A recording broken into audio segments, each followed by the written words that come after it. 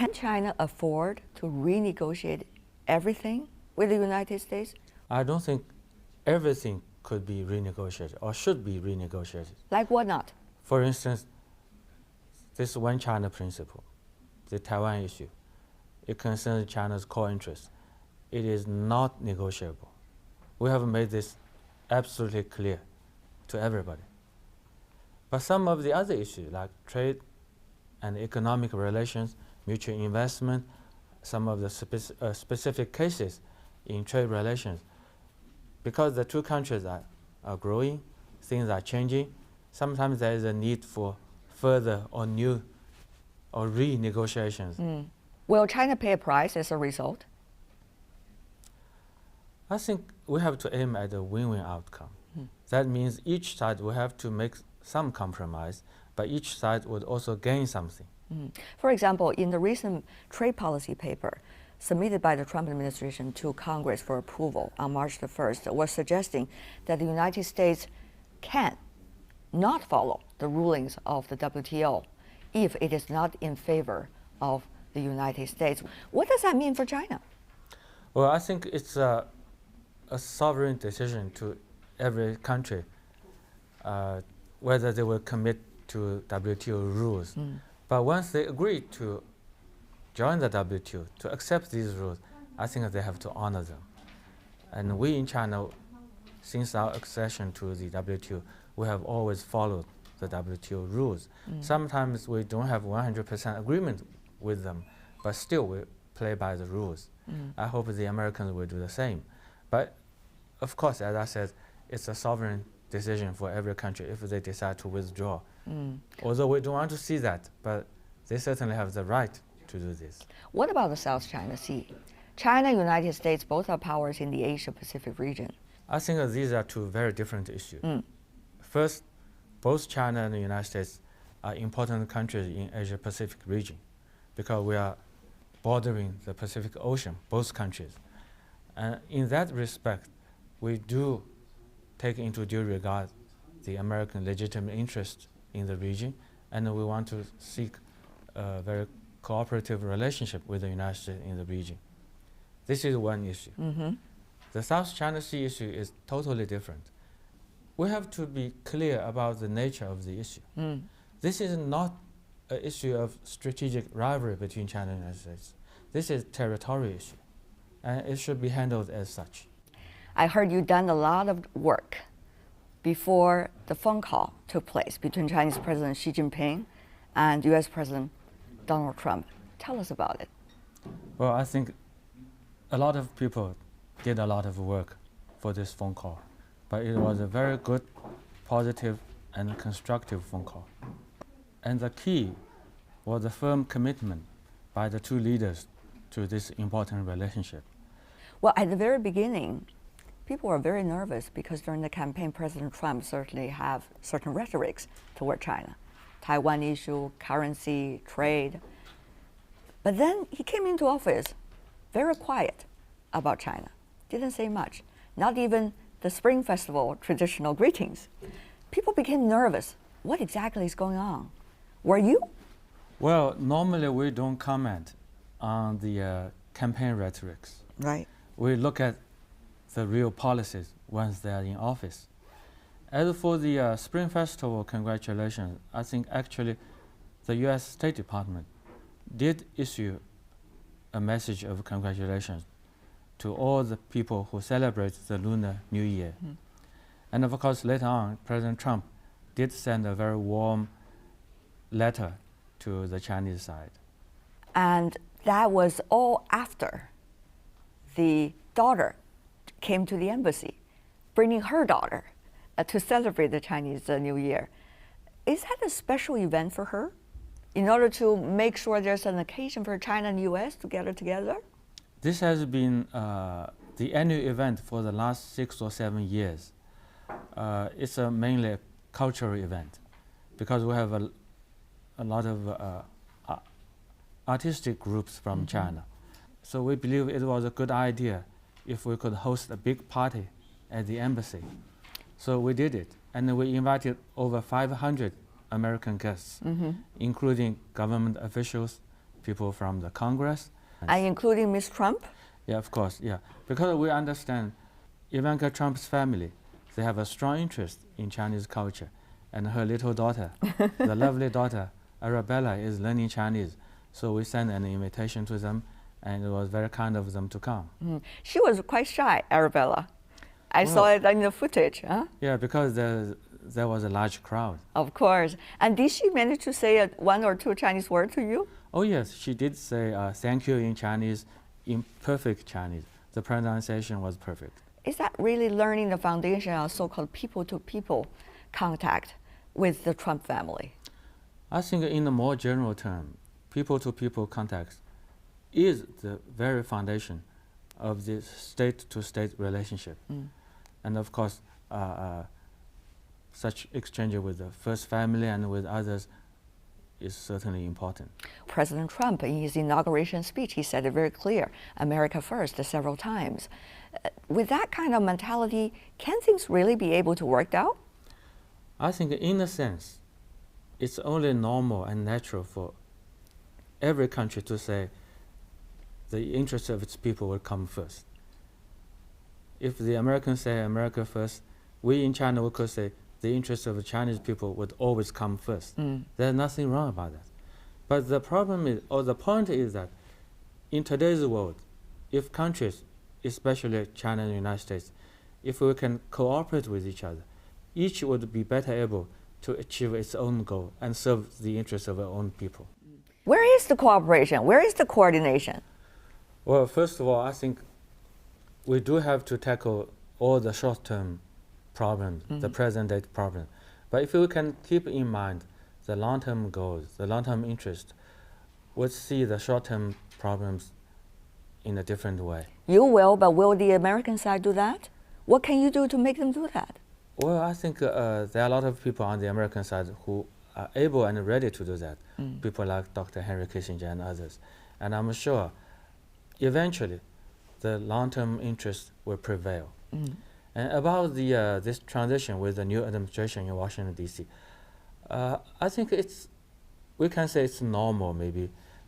We have to wait for a while because in accordance with the American practice, they do need Senate confirmation for all the cabinet posts. Some of them are not confirmed yet. Some of them were just confirmed. So it will take some time. But so you're very patient, Mr. Ambassador, it well, seems. we in China, we are very well known in the world for our patience. And actually, the Secretary of State, Secretary Tillerson, met with Foreign Minister Wang Yi in Germany, and he had a good meeting with the State Councilor. And he even before that, he called State Councilor Yang Jiechi in Beijing. And for the new Treasury Secretary, he has also made a few phone calls to his Chinese counterparts. So there is an ongoing discussion between the two sides about their mutual meetings or even visits. Really? Even visits? Yeah. Can you give us any hint as to what these visits will be about, at what levels? I think you might have noticed that during the recent phone call between President Xi and President Trump, they agreed to find the opportunity to meet each other at an early date. And what can we expect about that early day agenda? Well, if we work hard enough, they could meet earlier. Relations between China and the U.S. have evolved during the past administrations. Under Bill Clinton, China was a strategic partner to the U.S., but George W. Bush had defined China as a strategic competitor in his first term. 4 years later, he acknowledged constructive cooperation between the U.S. and China. Under Barack Obama, China raised the concept of new type of relations between major powers. Now the world looks to President Trump on what he wants to establish with China. But what about China-U.S. relationship these days? I mean, of course, with the new administration coming in Washington, we are looking for new common grounds. I think what is more important is not the specific wording, but the substance. As I always say, you must have the baby first before you give it a name. And the baby is there. It's actually not quite a baby. You see, this year marks the 45th anniversary of the Shanghai Communique, the first communique of the 3 joint communiques between China and the United States. And these 3 communiques lay down the political foundation for the relationship. And the very basis is this one China principle, of course. So China and the United States have been working together for the last 4 decades or so to develop this important relationship. And we have learned a lot of things from the past history. I think that there's a very broad agreement between the two countries that there are a few principles that we should never forget. For instance, we should do our best to avoid conflict and confrontation. We should show mutual respect. We should aim at win-win cooperation. As long as these principles are there, as long as we implement these principles in our practice, we could come up with new wordings, specific wordings, or even some fancy wordings. I think as long as the substance is there, it's okay. The substance has changed dramatically. Of course. Because the United States is still the incumbent power, but China certainly is someone that is not like before. So how is that likely to be defined in the bilateral relations? That really needs a lot of wisdom. Remember during the Cold War, 45 years ago, that was because both sides have a common ground. Where is our common ground now? First of all, I think the rise of China is not driven by any intention to prevail over others, but by the very strong desire of us in China, of the Chinese people, to rise above our past. So I think that this is a very important distinction. So all our efforts in the last few decades to develop China is not to beat any other country in the world, but to do better, to bring about better life for the Chinese, for ourselves. So in this sense, we are not looking for enemies or rivals in the world. We are looking for partners, for friends, for opportunities of cooperation with others. And this should certainly apply to relations between China and the United States. And the common ground is just there. You see, strategically speaking, today's world is faced with so many challenges, global challenges and issues like international terrorism, natural disasters, and economic uncertainties, financial instability, all these things. And it's quite clear no country can handle all these issues all by itself. We have to work with each other. Well, that probably is in the eyes of the Chinese. But what about for the Americans? Many of the issues you mentioned, including climate change, are not necessarily on the agenda of the current administration anymore. So is that common ground still easily found? Well, many of the things, the new administration, they still agree that these are the things we have to work together on. Even for issues like climate change, they might have a different view than the previous administration. But they still put emphasis on energy, for instance, on infrastructure. And these are the areas the two countries can certainly cooperate. Some were even jokingly suggesting China, of course, is working on OBOR, One Belt and One Road initiatives. And will there be space for the United States, you think, Mr. Ambassador? Of course, of course. I think we should not look at the Belt and Road Initiative in a very narrow sense. It is a very brave and very forward-looking initiative. It is not just economic issue. It is not just infrastructure building. It has its usefulness in many aspects, including regional stability, including connectivity between all the countries concerned. And there's certainly room for cooperation between China and the United States. What about the Korean Peninsula, the peace and stability on the Korean Peninsula? We are already seeing things boiling over. Well, I think China and the United States have been working together on this issue for quite a few years. There's sufficient communication and coordination between us. And both countries want to see a denuclearized peninsula. Both countries want to see stability and peace on the Korean Peninsula. And we both agree that the best way forward is to have diplomatic solution to the issue. What does that mean? That means three-party talks? Six-party talks? Well, we welcome bilateral and multilateral or plurilateral talks as long as there's peaceful talks. China particularly Chinese President Xi Jinping, during this year's World Economic Forum, he talked about China embraced the great side of globalization.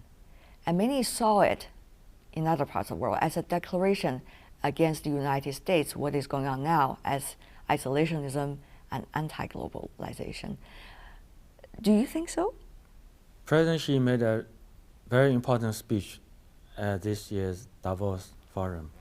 And this speech has been very warmly and positively received the world over, including in the United States. I met so many American friends, they all told me that this is an extremely important speech. You mean Democrats? Well, people from both parties, and also from the business circle. So from now on, Mr. Ambassador, when China is gaining reputation, influence, and also respect, it is only natural that others feel a bit nervous who used to occupy that place. Can China do anything to calm the other side, from your perspective? Or we'll have to let them feel whatever they want to feel, and we'll have to deal with the consequences? Our intention is not to replace or challenge anybody else. We want to work with others, work with the rest of the world, including the United States. So I don't think there's any good reason for anybody to be so worried about that. Mr. Ambassador, it is a turbulent time, it is a dramatic time, but I guess it all makes your work very significant and extremely interesting. Well, I think as President Xi said in Davos, this is the best of times, this is the worst of times, and we have to seize the opportunities and respond to the challenges. Mr. Ambassador, what a pleasure to have you once again My on great CGTN. pleasure. Thank you so much. All the Thank best. you so much.